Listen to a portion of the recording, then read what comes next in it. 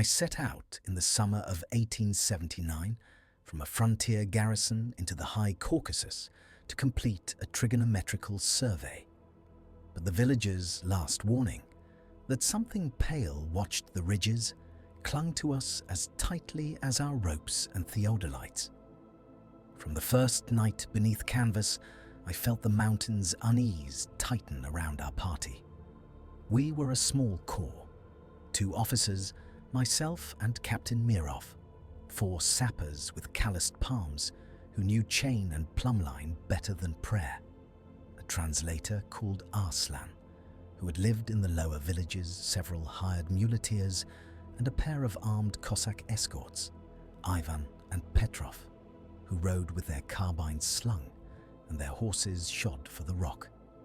Our kit read like any respectable survey. A theodolite mounted upon its tripod, a plain table with its alidade, a mercurial barometer for altitude, steel chains for baseline measurement, canvas tents lashed with rawhide, tins of preserved meat, and parcels of tobacco and hard bread. We travelled by mule where the track allowed and on foot along a single-file goat track that scarred the mountain flanks, taking bearings at marked cairns as we climbed toward the unsurveyed pass between the 2 southerly valleys the maps had left blank. The first week was workaday endurance, sun that baked the skin by day, evening cold that crept through coat and canvas. We marked our points with small cairns and painted notches upon proud stones so the next party might read our course. At each station, I set the theodolite, levelled it with the foot screws until the spirit bisected, read off angles to the distant snow cornices, recorded them in my field book with a neat, failing hand. The barometer told me, in slow vibration, the surrender of air as we climbed the sappers, dragged the chain with steady feet, and counted the paces. There were moments of small domesticness, shared tobacco between men at dusk, the careful division of tins of meat, 2 cigarettes passed from Ivan to Petrov, against the wider industry of measurement. The villagers' warning arrived with the last of our porters, a wizened shepherd who had guided us through a klachan of stone huts. He would not set foot upon the goat track through the pass, and insisted in his broken Russian and a dialect of his own that the ridges were watched. He mimed a tall creature, pale in the moon, slender, his fingers spread like talons. We laughed it away with the professional skepticism of men who measure mountains, yet Arslan's face had remained grave, and Captain Mirov tucked the warning into his pocket as if it were a weather prediction, a thing to be inspected for truth or folly. Signs, small and stubborn, began to accrete like frost upon the tents. A cairn we had left intact at midday was shifted by evening. A small pile of our marker stones had been respired into a series of new heaps that betrayed an intelligence of hands not ours. The mules grew restless on the ridgelines as if something walked in circles beyond their sight. Their bells took on an anxious clinking I could not ignore.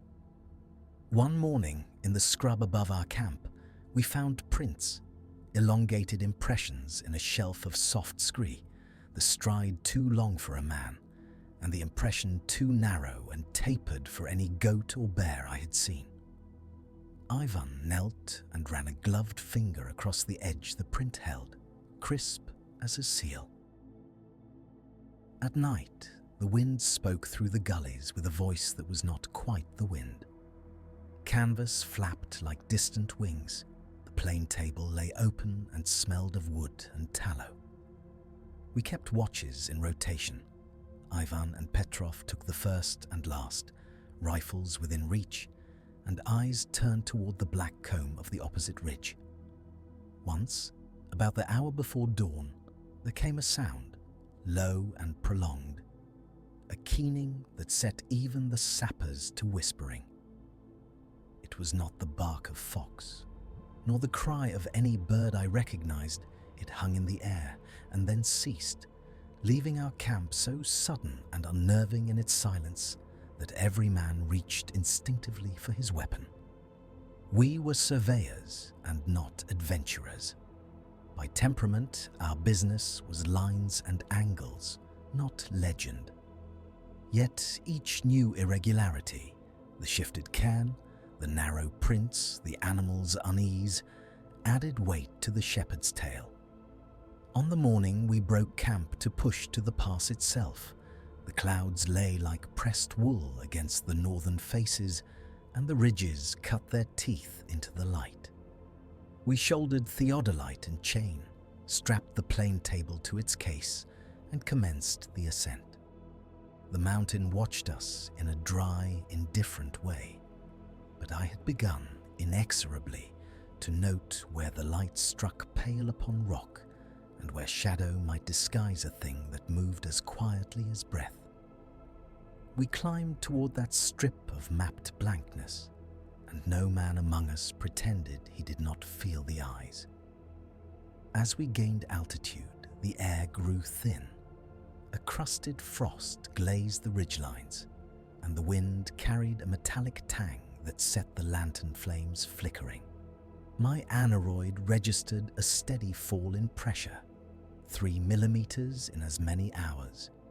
An omen we had been taught in the academy to respect our barometer, lashed to the tripod beside the theodolite, trembled each time the gust came down the couloir. The men moved with quieter steps, not from superstition, but from the simple arithmetic of exposure. Fewer sounds meant fewer chances to startle game, and fewer chances to draw attention upon exposed ledges. In the last hamlet, the shepherds had said as much in their halting Russian, pointing to the high grass with bony fingers. Sheep were found in the morning, scattered and cold, coats dusted white with rime, and not a drop of blood upon them. At dusk, they swore they had seen a pale figure cross the skyline, tall without the heavy bulk of a man clothed against such weather, moving like a shadow between rocks. We carried with us the ordinary accoutrements of a 1912 survey: a prismatic compass, plane table, chains coiled in canvas, theodolite balanced on its tripod, spare lanterns, tins, of pemmican and black tea, and a roll of dark prints and tracing paper for angles taken by noon. Our boots had iron hobnails, and our greatcoats smelled of tar and boiled wool. Petrov fussed constantly with the leather gaiters, lest we lose them on the scree. Night fell earlier than the almanac suggested. The light leached from the ridges as if drawn through a sieve. It was on a contour above the last scree that we first perceived the anomaly. At perhaps 200 yards, a distance at which the theodolite's telescope brings detail into sensible relief, I saw an outline that did not belong to the rock. It stood upon a ledge like a punctuation, pale as new bone against older stone. For a moment, I believed it merely a block of lightened granite. Then it shifted, a motion not of collapse, but of volition. The shoulders rose and turned. The lantern between my hands needed no further warming. Every feather of flame bowed from the same breath that had dented the aneroid. Petrov, who kept the plane table, made the sign for silence and pointed with his chin. We set the telescope upon it and drew back the focus until the crosshairs sat upon the thing's head. Height betrayed it first. It was above the stature of any shepherd I had seen, yet the shape was spare. No woolen fold suggested, no pack hung from a shoulder. Its surface, as the glass confirmed, was neither furred nor clothed, but of a pallor that drank the starlight.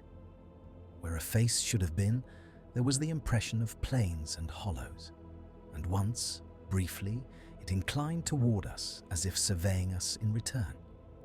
The sound then, not a roar nor a cry, but a soft chinking, like the friction of hard things against one another when pulled by frost. Ibrahim, our mountbinder, whispered that the shepherds had used the same word, stalker, and his breath came visible in front of him, little clocks of white that vanished in the wind. We made no attempt at approach. The practical mind held we were not hunters seeking trophies, but surveyors with coordinates to fix and times to keep. Yet curiosity is a kind of instrument as sharp as any plane table, and Pavel, youngest among us and reckless with youth's surplus, crept forward with an alidade tucked beneath his arm. He did not raise it to the table. He stepped upon a slab that, in a peculiar fashion, emitted no echo beneath his boot. For a handful of seconds, his figure leaned forward as though to touch the thing. Then the slab crumbled soundlessly beneath him, and he fell, not with the stones and crashing we would expect, but with a silence that swallowed the very rustle of his greatcoat. He ran. The theodolites skittered. Lanterns clattered and slid. Petrov shouted. Ibrahim hurled a coil of rope which caught only air. By the time we reached the edge of the broken slab, there were no signs of struggle, no blood, only a scuffed patch of frost where Pavel's hand had gripped, and the faint impression of boot thread upon powdering rime, leading to the ridge and vanishing as if the earth itself had closed upon the steps.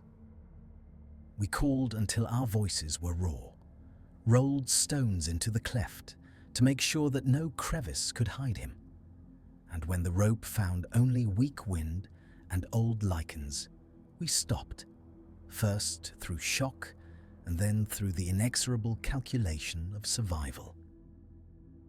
Night was pressing its teeth into the sky, and the aneroid kept falling.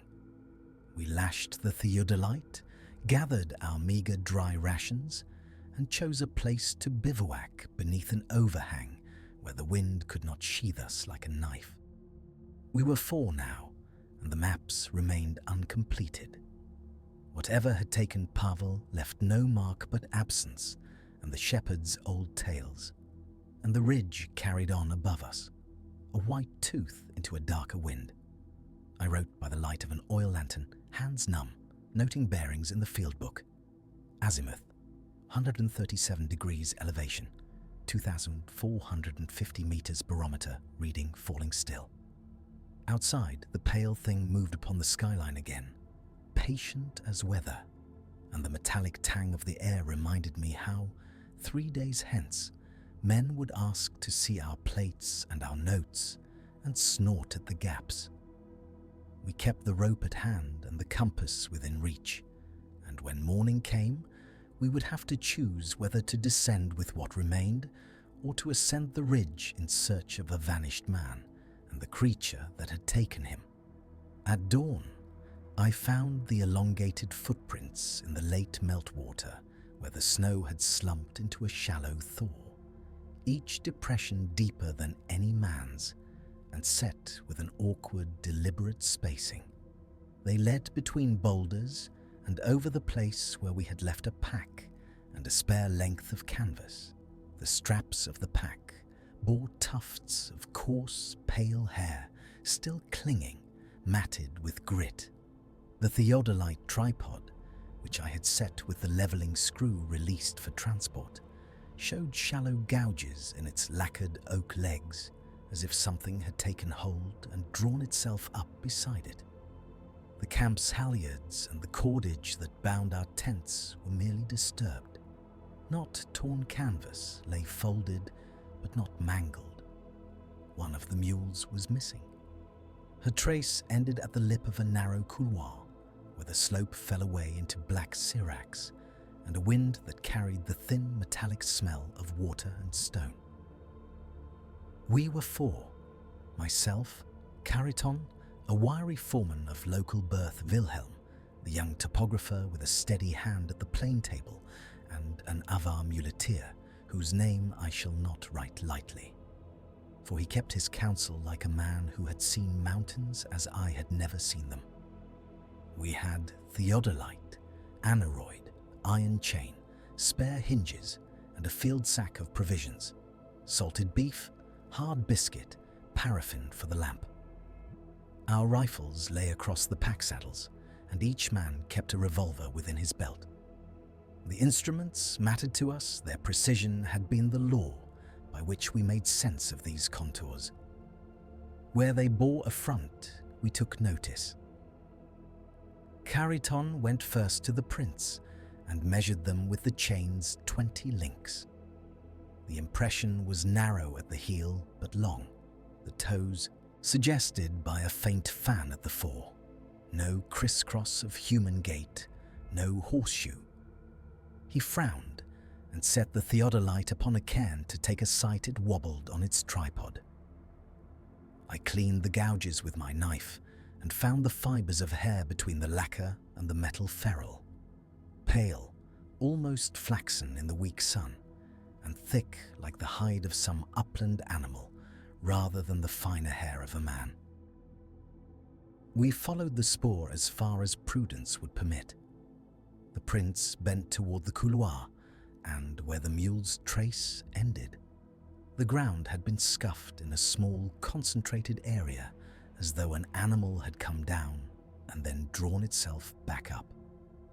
Above the couloir, a line of rock finished into a rim, beyond which the sky made a knife of itself. The wind came up from that cleft, carrying a sound like a distant bell struck by leather, the hollow, reverberant creak of rock shifting.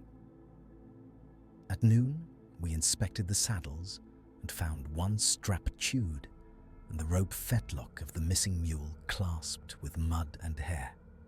There was no blood, no sign of a struggle, yet the mule's panniers were gone, the spare canvas unrolled and missing. When night fell, the mountains themselves seemed to listen, and every crack of stone was a report that pinned us to our blankets. We kept the lamp low, the paraffin scent mingling with the damp wool, and we spoke in hushed measures about the route, about the datum points still to be set. Wilhelm read aloud from his survey notes now and then to steady us, azimuths, bearing, the decline of the snow line, and we answered with the kind of practical talk that keeps men from imagining their own hearts. At dusk, while I checked the aneroid and noted the barometric fall, there came a noise at the lip of the ridge. Not a footfall, but a long, dragging whisper, like ice on an old rope. Cariton and I exchanged a look. The avar slipped out with his long knife, and his boots made no sound on the packed snow. Far above us, something passed across the skyline, a pale bulk that moved with an ungainly, upright grace. For an instant, the western light found its hair, and it glowed like wind-bleached linen. It did not call, it watched. We raised our rifles and fired once, both of us, more as a warning than with hope. The report scattered small stones from a ledge and set the birdlarks astart. The thing gave no call in return. It retreated, not with the panicked haste of a beast struck, but with long, deliberate steps that left deep depressions as it receded. We hastily secured the remaining animals, lashed the theodolite to its tripod with extra cord, and laid additional snares about the camp, not because we believed they would hold such an intruder, but out of the need to do something measurable. We resolved to follow at first light. The missing mule and the unanswered marks pressed upon us as more than mere curiosity. The map was incomplete without them, and some instinct, professional, stubborn, would not allow us to leave a datum unaccounted for. I slept with my revolver under my chin and the hair from the pack bound in a scrap of paper in my pocket. When I woke, the sky was bruised grey, and the prince led away, downhill, into the couloir and the black throat beyond. We broke camp with hands that remembered work rather than fear, adjusted the theodolite, shouldered our packs, and went after the trail. Whatever waited within that cleft had been seen, it had not yet struck. We followed. We confronted it on a wind-swept spur at dusk. The light had thinned to a hard, thin silver, the limestone sheared into ledges and gullies beneath our boots, and the western wind carried with it the dry, mineral smell of the rock. I had my theodolite strapped in its leather case and a plane table under a canvas flap. The men carried chains, an aneroid barometer, spare needles, and a parcel of rations. Hardtack wrapped in oilcloth, salted beef in tin, and 2 old service muskets that had done duty since the regiment marched from Tiflis. We were short of sleep and of patience. The climb from the gorges of the Darial had eaten our stores of water until even our tongues felt chalky. It stood upon a cornice of the spur, taller than any man when it rose upon a jag of stone, a lean, cage-boned figure that filled the eye and then the mind. Its skin, or pelt, I could not tell in that failing light, was a chalky, lichen-like pallor, as if the limestone had been worn like a cloak upon a living frame. When it moved, it conserved every ounce of motion, a predator's economy. It stepped with the silence of a shadow, and yet its weight had the surety of a thing born to slope and scree. 2 eyes caught the last light like wet stones. They did not glitter so much as hold back the dusk. For the space of a breath, I believed I saw a face more old than any man, a mapping of ridges and hollows that matched the crags behind it. I ordered the men back. The words came clipped. The wind took them. Koval, my sergeant, hunched, thumbed the priming of his musket with fingers that trembled from cold and exertion. We had that old habit of the line, when the unexpected men reach for the old trusted weapon. The first shot went high, a reflex more than aim, and I cursed under my breath.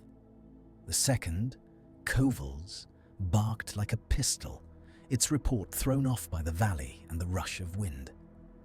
The ball struck the stone close to where the figure had been. There was no cry, no stain upon the rock to show blood, only a ghost of displaced powder and the small sour tang of fired brimstone in the nostrils. It reversed then, with a movement faster than any man we had among us. It slid down the scree with the speed of a thing that had practiced this slope since it had first known the world. I saw the loose stones leap ahead of it and 4 strides at a pace that would have swallowed our longest bounds. We called and ran, but the ascent found us wanting. The horses below balked at the incline, and we were left to our feet. When we reached the cornice, there was no body, no tracks that answered to hoof or boot, only an expanse of fresh scour where the scree had given. In the hollows between stones, I found small smears of a chalky substance, clinging like lichen to the rock, and on the lip of a ledge, a patch of coarse hair pressed flat by the wind. I gathered it in my hand. It came away in a powder, cold and ashen. Daylight had gone from the gullies before we had made a reckoning. We drew our tents within a hollow behind a buttress and set a watch for the night, though sleep found few of us. The men sat and checked powder and paper and the little measures of civilized life we still retained, the map, the chain of the aneroid, and shared the small reassurances of muttered names and the passing of a tobacco stub. We argued, or I argued with myself, as to what the creature might be. some blind denizen of the cast, a bear gone pale with disease, an unrecorded species of man. But each proposition failed against the tangible facts. The eyes like wet stones, the speed on scree, the chalk that matched the limestone, and the perfect, deliberate stillness on that spur as dusk took hold. Worse than all was the certainty that had settled like frost upon me. Whatever it was, it knew these mountains better than we did.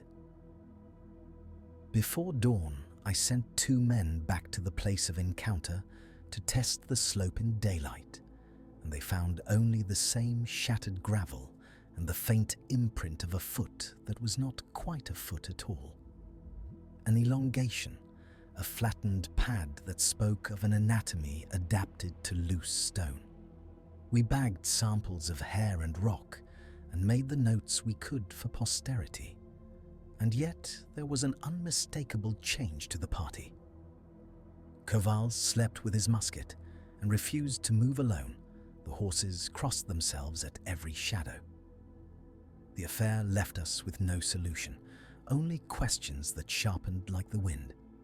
Had we brushed with a rare animal, an unrecorded denizen of the limestone, or with something older secreted in the ragged heart of the Caucasus? We did not know. We only knew that the mountains still held their claim, and that the next day we would follow the slope down where it had gone, and that when we did, whatever waited on the far side of that scree would not be bound by any law we had brought with us. We withdrew under cover of a thickening storm, instruments wrapped in oiled canvas and strapped to pack saddles that sloshed and swung with every uncertain step. The bell of the surviving mule rang dull and low through the rain. One mule was not there to jingle its answer. Lightning skived the ridge like a scythe, but it was the silence between the flashes that I remember best. The hush that came when wind met high rock and the world drew breath to listen. We moved by compass and by habit, the planetable and alidade lashed beneath my cloak, barometer and spirit level clinking like small, anxious hearts against my ribs. Men coughed and spat, wet wool rubbed raw against shoulders. The kerosene lantern on my knee flared and guttered as we reached the lower stony ben where the sheep paths thinned. At the garrison, we laid out our sketches upon the officer's oak table and unrolled the planetable notes. The penciled profiles of ridge and notch, the plotted horizons, the triangulations that had guided us there. These were precise things, as precise as a rule, and weight could make them. Beside them, I set the fragment of pale hair we had prized from a tuft of lichen, the rubbing of a print on cartridge paper that had taken days to dry and more than one careful hand to trace. We filed a formal report in the ledger. Date, bearings, elevations by barometer, names of men and mules present. I wrote the particulars as a man must, measured, accountable, unwilling to let terror erode the shape of fact.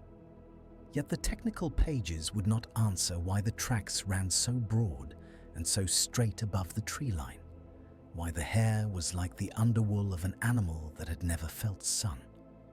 The men who had been with me could not explain it either, though they tried. A bear with a rare pallor, a rogue wolf, some naturalist's aberration. Several names on the muster refused to return to those ridges when the maps were redrawn. At mealtimes in the barrack, they fell into silence when the western windows darkened, and they named the hours when shepherds spoke of avoiding the high passes. The shepherds themselves, Tavri, Kosta, and Old Malik, came one evening to the garrison and renewed their taboos in a manner that was more than superstition.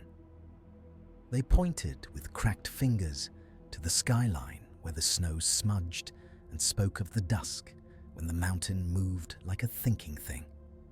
I took their words down as one takes weather, necessary to the travelling life. Our journals remained in the survey archive, bound in oilcloth and labelled with ordinary headings: Topographical Sketches, Caucasus, 1909. The limp hairs and the tracings I added as appendices, for what else was there to do but record? The official ledger contained no more than a thin footnote against further exploration of that ridge. Area deferred for consideration. Yet among the small company who had seen the thing, the pale mountain stalker altered the map of the place as surely as any trig point. Surveyors are men who think in lines. A line drawn anew changes the work of years. We altered our routes, adjusted our sight lines, and a triangulation that had once been sovereign lost its primacy because no man would sit upon that cairn at dusk. There was no melodramatic end. We had no brand to thrust into its hide, no specimen to pin beneath glass. We had mud and a missing mule and instruments streaked with the smell of ozone and something else that I could not name. There were nights when I woke to the remembered sound, a step on scree that was too measured for any ordinary beast. And I sat with the lamp until it burned low, handling the theodolite as if its cold brass might be a talisman. Some of the men were quieter after that season, eyes narrowed toward the ridgeline as if measuring not degrees, but intent. Malik would not drive his flocks above the third cairn. After dusk, Tavri hung a rag of black cloth on his staff when he crossed the lower passes.